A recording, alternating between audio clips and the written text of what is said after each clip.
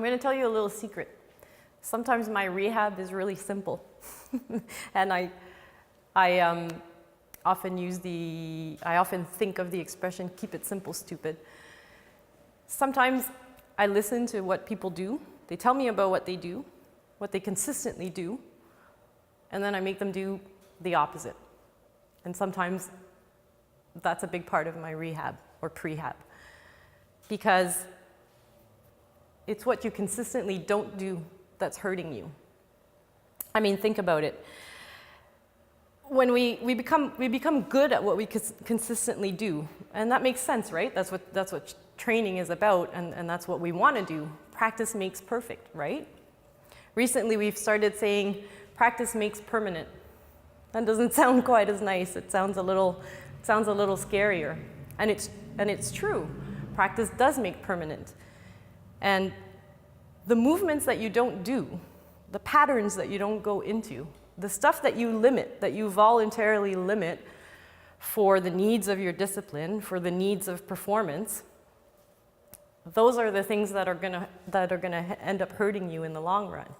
Because always doing one thing and not doing the opposite, I mean, that's about as close as you can get to immobilization, right? Immobilization, if I injure my knee and I'm immobilized into extension for 6 weeks, I haven't gone into knee flexion, it's gonna be really difficult for me to go into knee flexion 6 weeks later, right?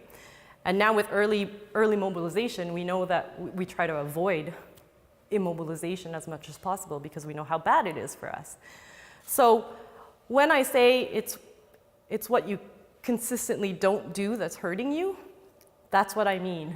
It means that if you want to be resilient, you need to keep a certain amount of movement. You need to preserve a certain amount of movement. And even though some movement you limit for performance, there needs to be a certain amount of movement in the opposite direction. You need to explore other types of movement in order to preserve a certain amount and in order to preserve the capacity to go into other ranges without becoming injured. Otherwise, what you do becomes permanent and you lose a whole bunch of other areas of movement that you need for longevity.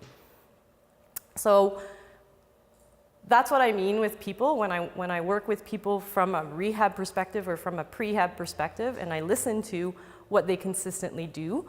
Often a big part of the recovery process, so when they start with me initially, they need to recover from what they consistently do, and part of that recovery process is having them do stuff that they haven't done. It's not always even about movement. Sometimes it's about the way they move. If it's always explosive and it's always shallow breathing and it's always very intense, then I take them completely on the other range with slow, controlled movement, with slow, controlled breathing. So sometimes it's just as simple as that. And if you think about it, I'll give you an everyday example.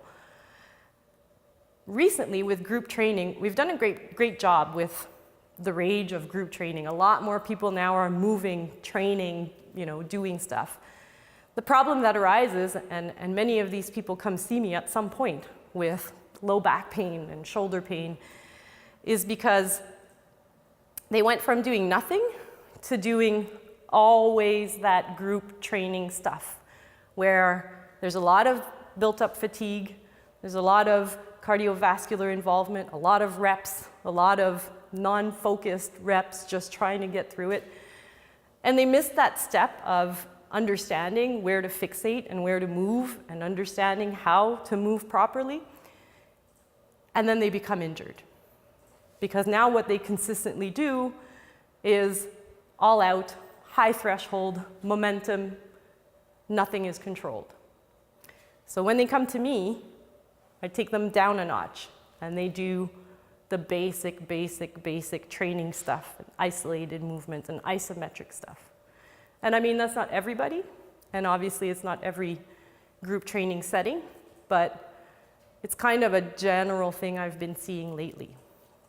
So when I say keep it simple, stupid, that's what I mean. These people come to me, I know what they consistently do, and I have them do pretty much the opposite. Simple, but it works.